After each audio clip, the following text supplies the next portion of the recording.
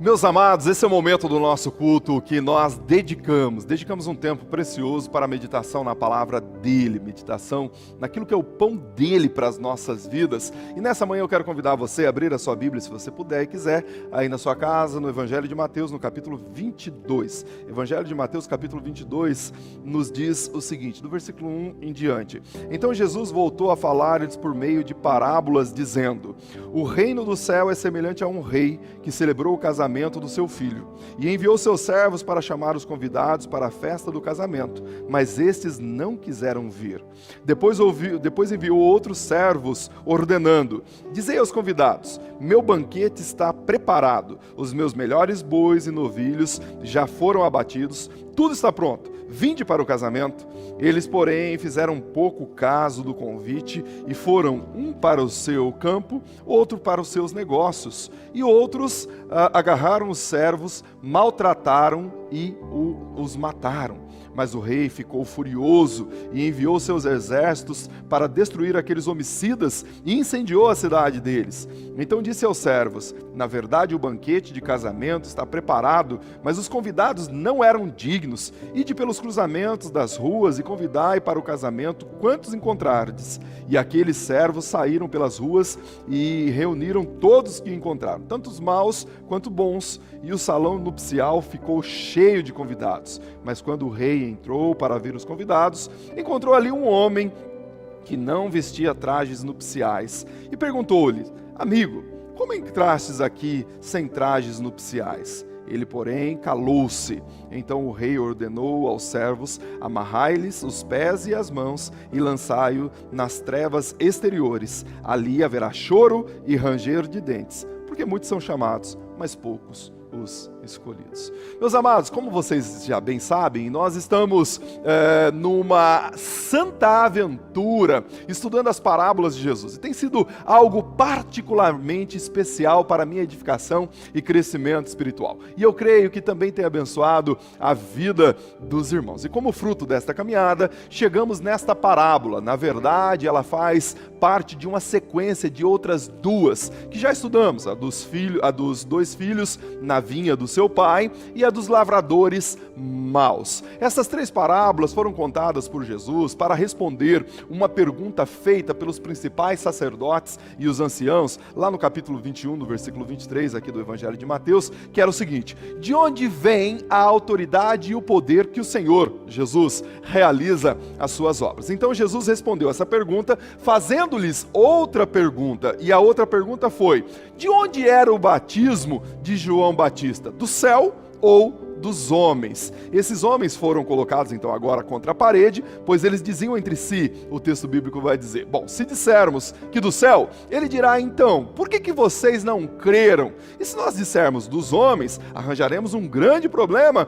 com o povo, pois eles viam João Batista como um profeta. Então disseram a Jesus: não sabemos. No versículo 27, Jesus vai dizer o seguinte: bom, então eu também não lhes direi de onde vem a minha autoridade, ou a autoridade que eu realizo as obras pelas quais realizo. Mas o verso 28, então, ele inicia a primeira dessa trilogia de três parábolas, ou dessa trilogia dessas parábolas. E na primeira ele escancara a hipocrisia daqueles que diziam ser filhos do Senhor, mas não faziam a sua vontade. Isto é, usavam apenas performance religiosa, mas no fundo não faziam o que diziam, o que a sua boca falava, mas o seu coração não estava depositado naquilo de fato. E na segunda, a dos lavradores maus, Jesus expõe a verdadeira motivação daqueles corações perversos que não queriam ver a obra de Deus avançar ao ponto de articularem a morte do Filho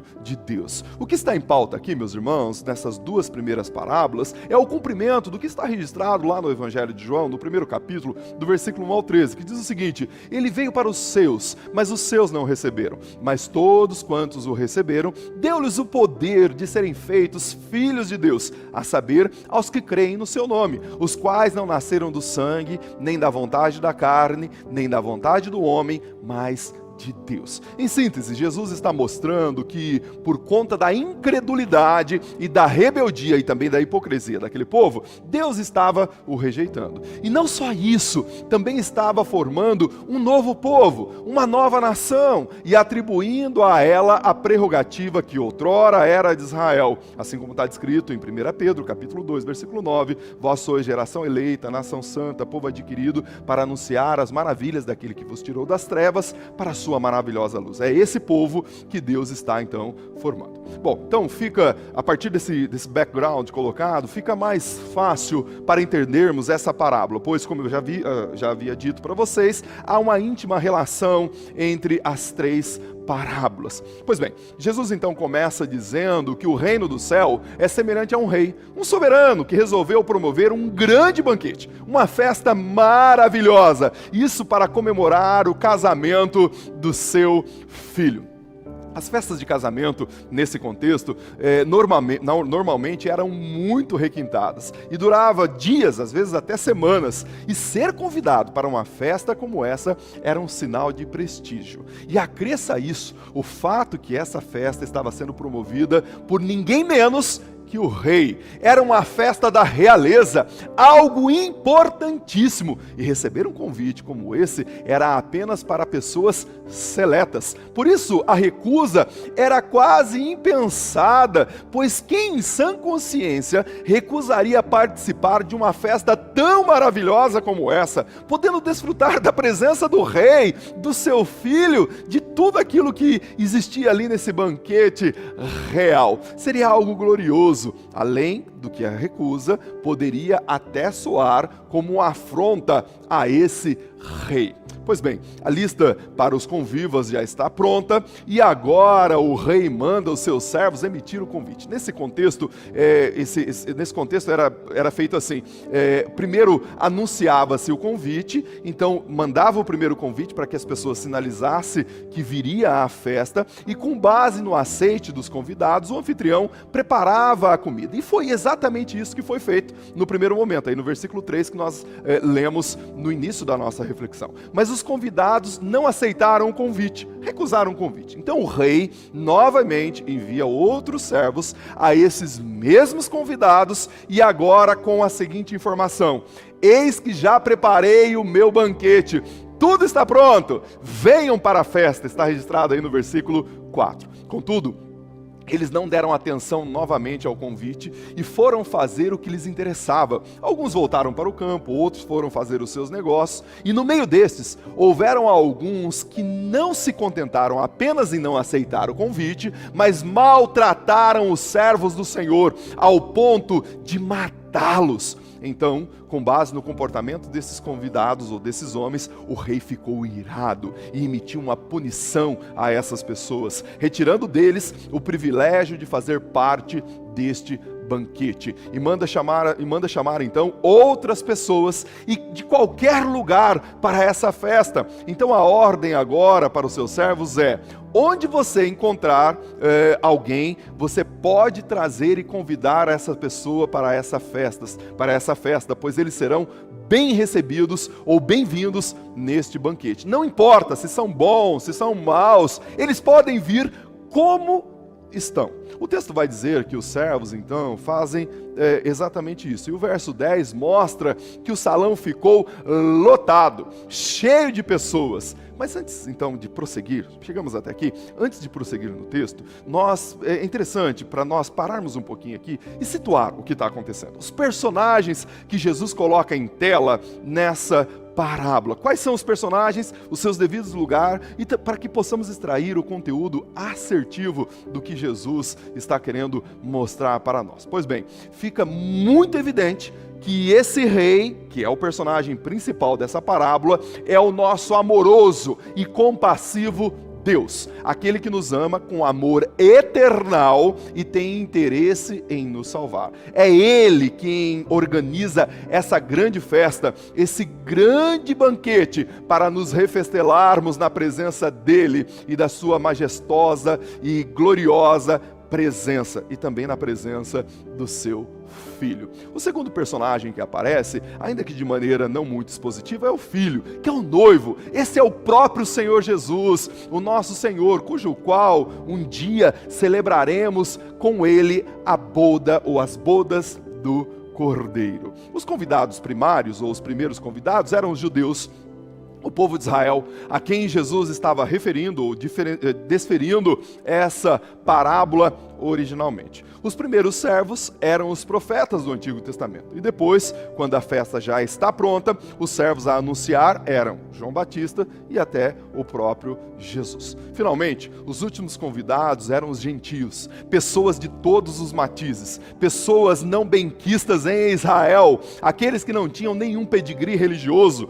Poderíamos aqui incluir eu e você. São essas pessoas que não fazem parte do clã, não fazem parte de uma casta especial em Israel. Bom, agora que temos o apontamento de cada um dos personagens, todos os personagens foram apontados, vamos ao que de fato está acontecendo e como Jesus genialmente mostra como Deus está trabalhando ou trabalhou com o povo de Israel, com esse povo durante todo o tempo, e também como esse povo se portou durante esse tempo, desde a libertação do Egito até os dias atuais, enquanto Jesus estava contando essa parábola, esse povo que aguardava o Messias. Então percebam, Deus faz um pacto com Abraão, dizendo que ele seria, ou dele sairia uma grande e numerosa nação, um povo escolhido para ser bênção para todas as nações da terra. Esse povo fica escravizado lá no Egito durante mais ou menos 400 anos e Deus, com a sua mão de poder, o liberta do cativeiro e reafirma a sua aliança com eles, agora sob a liderança de Moisés. Isso está registrado tanto em Deuteronômio capítulo 7 e também em Êxodo capítulo 19. E esse povo agora afirma com Deus, ou firma com Deus, que serviria a ele, que seguiria a ele, custe o que custar. Em outras palavras, o que eles estão dizendo é o seguinte: claro, Senhor, nós vamos ao seu banquete, faremos parte desta grande festa. Afinal, o que mais desejamos é ter um relacionamento com o Senhor, um relacionamento verdadeiro com o Senhor. Porém, ao contrário disso, vemos no curso da história esse povo se corrompendo, se envolvendo com idolatria, se distanciando da vontade de Deus, do verdadeiro relacionamento com o Senhor.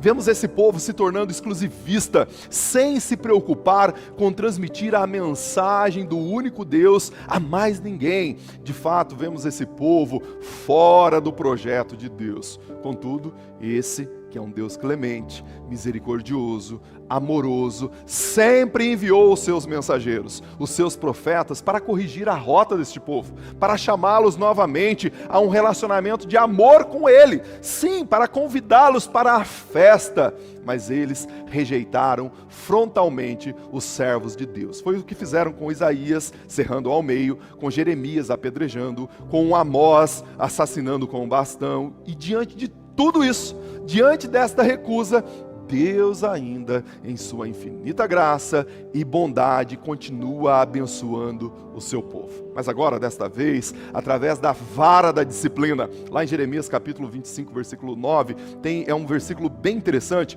porque Deus chama Nabucodonosor de seu servo. Deus usa até Nabucodonosor, o rei da Babilônia, para corrigir esse povo, e durante 70 anos eles ficam sob o cativeiro lá na Babilônia. E mais uma vez, Deus liberta o povo com seu grande amor e continua levantando seus servos para chamá-los ao arrependimento verdadeiro, a um relacionamento, para olhar para Ele de fato e viver a vida que Ele projetou para esse povo. Em Malaquias capítulo 3, versículos 6 e 7, Deus dizendo pela boca do profeta o seguinte: porque eu, o Senhor, não mudo, por isso vós, ó filhos de Jacó, não sois consumidos. Desde os dias dos vossos pais vos desviastes dos meus mandamentos. Tornai-vos para mim, e eu me tornarei para vós outros. Olha o convite amoroso de Deus. Olha o convite desse Deus tão amoroso. Bom, o fato é que Deus não mudou. e continuou investindo neste povo, mas eles rejeitaram consecutivamente todas as vezes que Deus enviou o seu convite. E esses então, que agora estão sendo convidados, os convidados originais da parábola, é o mesmo grupo de pessoas que Jesus faz referência lá no capítulo 23, no versículo 37 aqui do livro de Mateus. Ele diz: Jerusalém, Jerusalém, vocês matam os profetas, apedrejam os que lhes são enviados. Quantas vezes eu quis reunir os seus filhos, como a galinha junta os seus pintainhos debaixo das asas, mas vocês não quiseram. Vejam, amados, Deus tinha preparado uma festa maravilhosa para esses convidados. Algo nunca antes visto, algo lindo. Sim, é o noivo chegando. Mas eles não estão interessados neste tão glorioso convite. E quando o próprio filho vem para trazer as boas novas, eles rejeitam também o filho, pois Jesus já está aqui, nesse contexto, no meio deles, há 3 anos pregando o reino de Deus, e eles não querem dar ouvidos, e agora estão nos dias finais do seu, Jesus está nos dias finais do seu ministério, e eles estão procurando matá-lo. E se os irmãos se lembram, ou se os irmãos lerem o capítulo 23 aqui do Evangelho de Mateus, vão perceber que o circo já está todo armado para prender, para condenar e também para matar Jesus, que foi o que aconteceu. Mas veja que Jesus disse aqui no versículo, algo no versículo 7 que chama muita atenção. No versículo 7, Jesus vai dizer que o rei ficou irado com a postura desses convidados. E esta ira santa de Deus levou a exterminar esses assassinos e incendiar a sua cidade. Olha só que coisa interessante. Aqui está uma clara referência à cidade de Jerusalém, pois apenas alguns anos depois, essa palavra de Jesus, lá no ano 70, se cumpriu. Jerusalém foi tomada por Tito, filho do imperador Vespasiano, e esse destruiu a cidade e o templo. Segundo estudiosos, mais de 1 milhão de pessoas que se aglomeravam ali na cidade morreram. Naquela época, Israel deixou de existir como uma unidade política. Foi trágico. Foi triste. Então, aqui, nesse contexto, se encerra a primeira parte da parábola, inicia a segunda parte, e nesta encontramos o rei ainda empenhado em seu plano de dar as bodas para o seu filho, fazer aquela festa maravilhosa para o casamento do seu filho, pois ele não deixaria a sua vontade ser frustrada, ainda que os primeiros convidados se mostraram indignos, perversos, não merecendo a honra de participar desta festa, a honra que foi conferida a eles, mas o pai ainda continua empenhado em realizar essa grande festa. Então agora ele pede para que sejam trazidos outros convidados, e é o que de fato os servos fizeram. Eles foram a todos os lugares, por todas as ruas da cidade, e fizeram uma verdadeira varredura, emitindo o convite real. E nesse caso fica clara a mensagem, literalmente clara a mensagem, pois quando os judeus rejeitaram a mensagem de Cristo, outras pessoas foram convidadas a virem e de fato participarem desta grande festa. E o número foi gigante, ao ponto de encher o salão real. Esses outros são, em sua maioria, gentios, embora não significa que os judeus sejam excluídos. O convite ainda continua aberto para esse grupo, mas o fato é que tanto bons quanto maus são introduzidos agora no reino ou na igreja visível de Deus. Estou dizendo igreja visível porque daqui a pouco nós faremos uma diferenciação entre a visível e a igreja invisível. E aqui reside, meus irmãos, a bondade infinita desse rei, pois ele continua convidando pessoas dos mais diversos matizes para esse banquete. E agora, até os considerados pagãos foram convidados e reagiram positivamente ao grande apelo do Evangelho, que é a quem quer que seja. Vejam, aqui há a amplitude deste convite, pois o verso 10, além de passarem por todos os cantos, isto é, agora não tem uma cidade mais santa, mais sagrada, poderia, por exemplo, passar até na impura cidade de Samaria, mas não só a questão geográfica, mas também pessoas, esses convidados são compostos por pessoas boas e más. E aqui cabe uma pergunta: quem eram essas pessoas que o texto está se referenciando? Os bons e os maus, aqui dito no texto, é o que a sociedade qualificava de acordo com as características morais. Isto é, o indivíduo que agia de maneira moralmente adequada era visto como bom. E o outro que não levava muito a sério as normas, os princípios morais da sociedade, eram considerados pessoas depravadas ou alguém mal. Então veja a seriedade e a urgência do convite, pois se os servos deste rei encontrassem pelo caminho pessoas sem caráter, não muito preocupadas com os padrões morais, e mesmo sabendo disto, eles deveriam convidar essas pessoas para o casamento. O contrário também era verdade, pois seria possível que pelo caminho eles encontrassem pessoas moralmente bem orientadas, algumas apenas do ponto de vista externo e outras verdadeiramente boas. E essas também deveriam ser convidadas, não importando o quão bom essas pessoas eram, e tão melhores que elas eram em relação às outras. O desejo desse rei, de fato, é que se mesmo as pessoas que eram boas, se desejassem crescer na sua bondade, agora poderiam fazê-lo na presença do rei, e poderiam ser convidadas para esse banquete. O fato é que não importa como você está diante do convite do rei para entrar no seu reino. Ele não exige postura moral ilibada para isso. Ele não se importa se aos olhos da sociedade você é bom ou você é mau. De fato, ele não se importa com isso. O que ele espera é que você aceite esse tão grandioso convite. O X da questão está aqui. Deus está de braços abertos para você, fazendo o maior e o mais importante convite da história. E a única coisa que Ele espera é que você aceite esse convite. Que você não faça como aqueles homens que deram todo tipo de desculpas, pois aquelas desculpas do passado ainda continuam entre os homens e as pessoas nos dias atuais. Alguns, diante do amoroso convite de Deus, dizem: eu ainda sou muito novo. Eu sou muito novo para isso. Deixa eu aproveitar um pouquinho mais a minha vida. Deixa eu fazer algumas coisas para depois eu, de fato, aceitar esse convite e me entregar totalmente a esse reino. Outros dizem: eu tenho tanto trabalho, tanta coisa importante para realizar, não tenho tempo para participar dessa festa agora.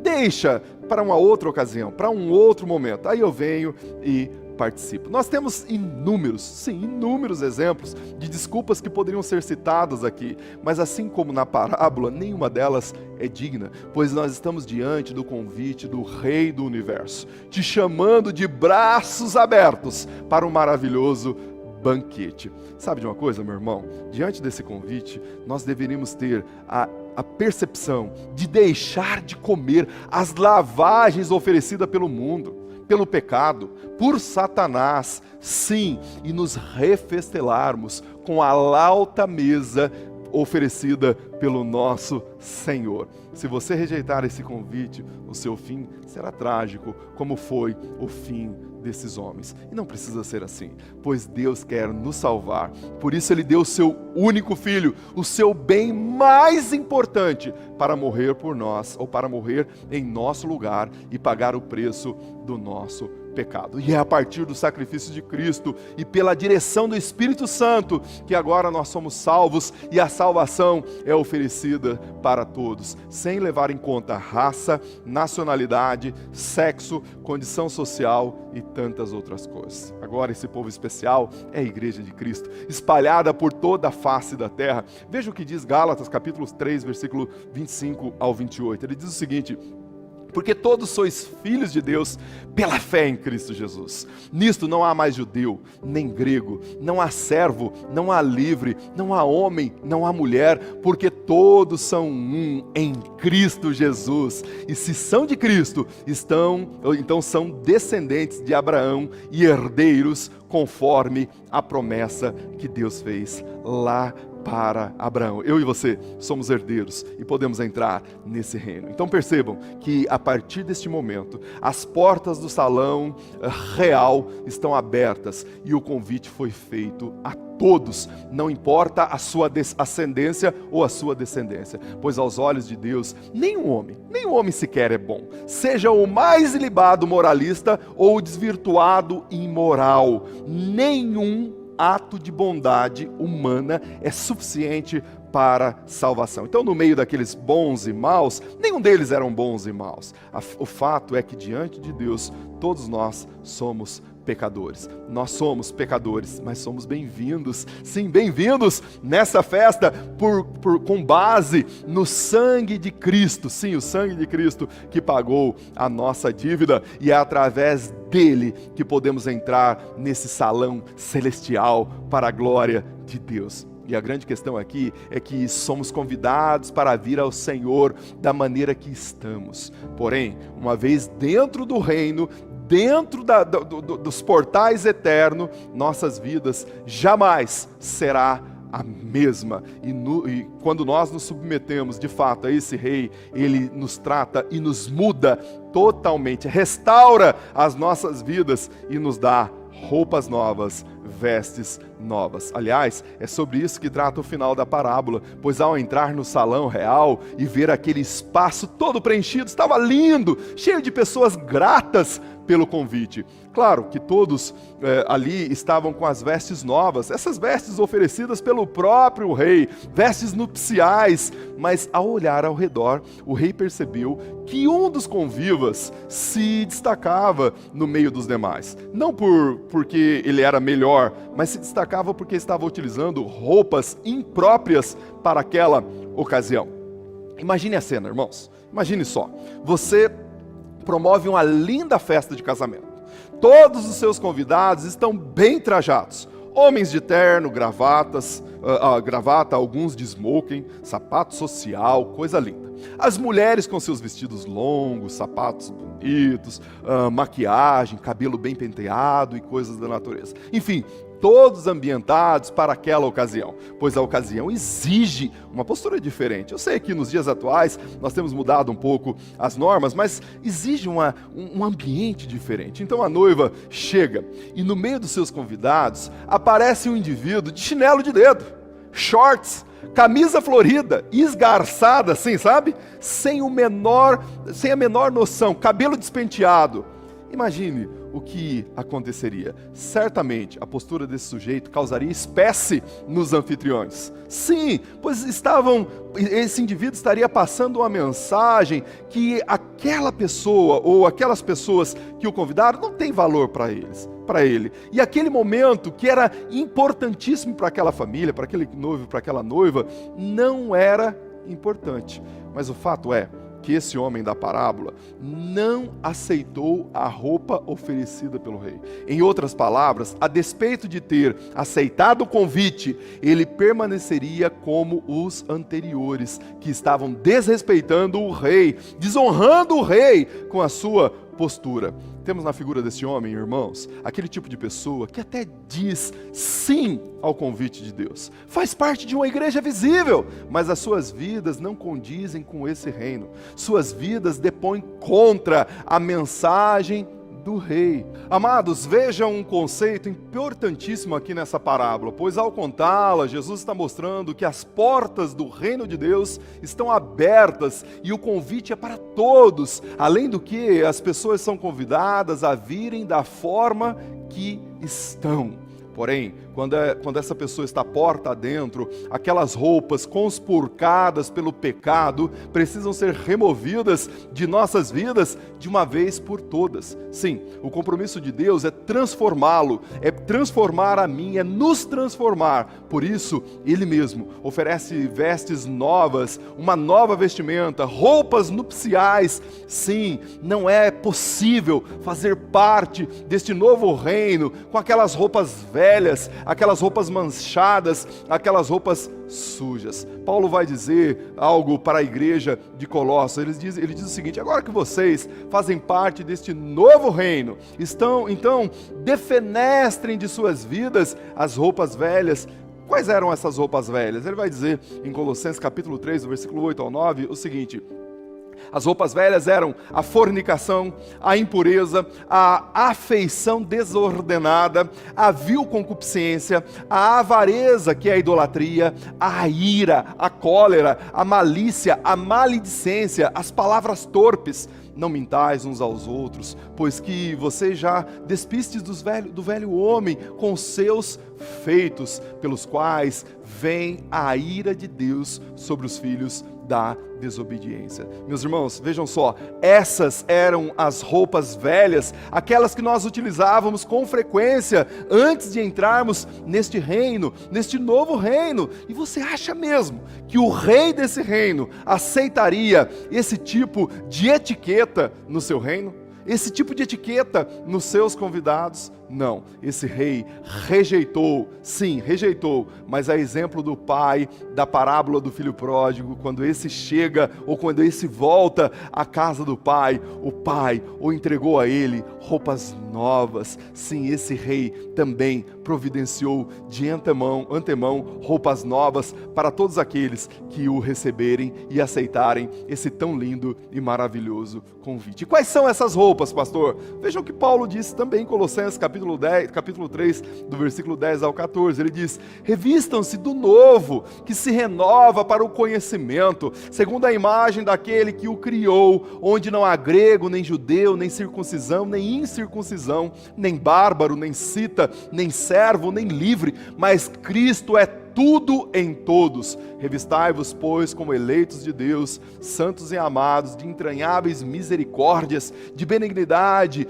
humildade, mansidão, longanimidade, suportando-vos uns aos outros em amor e perdoando-vos uns aos outros. Se alguém tiver queixa contra o outro, assim como Cristo perdoou, assim também fazei vós. E sobre tudo isto, revesti-vos do amor, que é o vínculo da perfeição. Veja as roupas novas que o nosso Deus está nos dando ou nos deixou para que nós nos revestamos desta roupa e dessa nova roupagem. Porém, esse homem da parábola aceitou o convite, mas não quis mudar as suas vestes, não quis mudar a sua história. Ele achava que podia estar na sala do rei apenas cumprindo exigências religiosas, mas queria continuar da mesma maneira.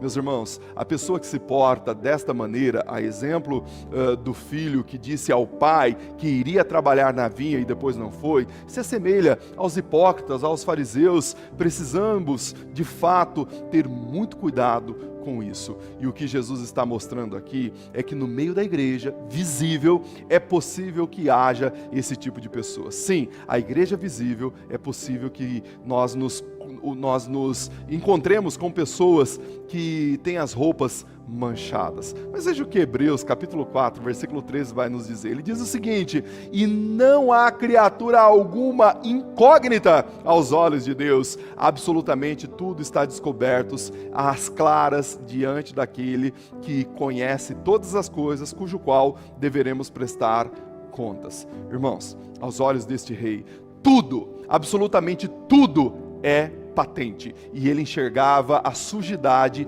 ainda que nenhum outro dos convivas pudessem ver.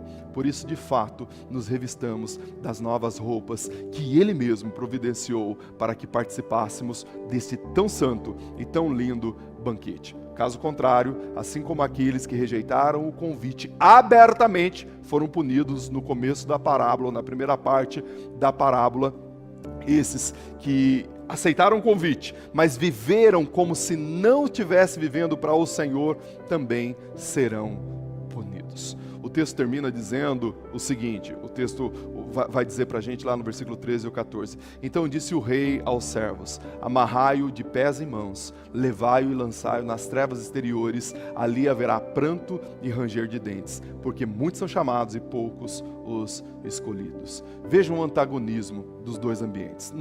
Lá no salão real, graça à alegria, à festa e à luz em abundância. Irmãos, desejamos esse ambiente. No outro, o que se vê é choro, ranger de dentes, trevas e muita dor. Eu quero finalizar nossa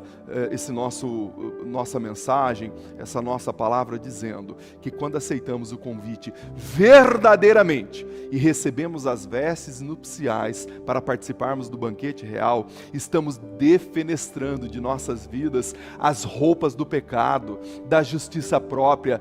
Tudo isso nós lançamos fora para nos revestirmos da graça, da misericórdia e justiça de Cristo em nossas vidas. Irmãos, isso precisa ser uma realidade em minha e na sua vida. Eu conversava com uma pessoa durante essa semana passada e ele me dizia o seguinte, ele dizia que estava com sede de Deus, que o primeiro amor havia sido restaurado em seu coração, na sua vida, e que ele estava com muita saudade de Deus, com vontade de estar na presença do Senhor. É de fato isso. As vestes nupciais devem gerar isso em nosso coração. Um senso de busca de santidade, de obediência. Na verdade, deve gerar em nós um hábito verdadeiro em nossas vidas, por busca de santidade, obediência e fazermos a vontade de Deus. Essas vestes devem nos fazer diferentes, completamente diferentes, ao ponto das pessoas olharem para nós e não mais enxergarem a nós mesmos, mas sim o Cristo que vive em nós. Meu querido, não se engane. Um nome arrolado ao rol de membro de uma igreja local, sem uma vida verdadeiramente transformada, sem usar vestes novas, não lhe garantirá o céu. Ainda que você seja o maior de todos os religiosos, como eram os principais sacerdotes e anciãos, o homem que se apresenta ao rei com as suas próprias roupas não herdará o céu. E ele está dizendo, em outras palavras, eu não aceito seus termos, eu sou o meu próprio rei e eu sei o que fazer para chegar lá. E o fim, meu querido, o fim será trágico. Por outro lado, aquele que verdadeiramente se submete à ordem do rei, trocando as suas vestes, está dizendo, eu não pertenço mais a mim mesmo, eu não sou mais meu, eu não tenho mais prerrogativa sobre o meu ser, eu não posso chegar ao céu sozinho, a menos que os méritos de Cristo sejam aplicados em minha vida. Os meus méritos, a minha justiça, não passam de trapos de imundície. É só o meu Deus que pode fazer com que eu chegue lá naquele lugar. Por isso, eu preciso de Cristo, eu preciso da sua obra em minha vida, e eu preciso viver para a glória dele. Meu querido, eu não sei como está a sua vida, mas o convite está feito. O convite desse rei é para você entrar nesse banquete, se refestelar na presença do rei. Nós vamos cantar uma canção de louvor e adoração e em seguida eu quero voltar com você e eu quero orar com você. Quem sabe você que ouviu esse convite do rei quer abrir o seu coração hoje pela manhã e entregar a sua vida completamente a ele.